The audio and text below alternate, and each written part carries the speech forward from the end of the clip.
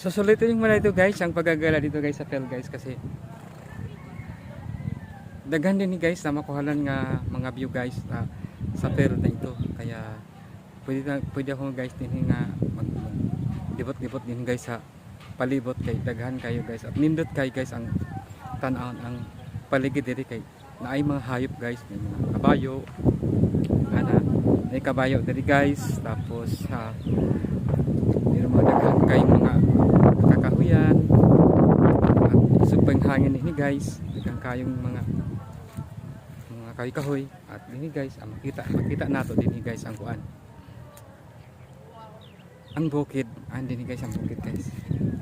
Nindot kay guys tanawon dinhi guys yung lugar kasi nga bugnaw hangin ba, tapos kuan kanang dagan kahoy.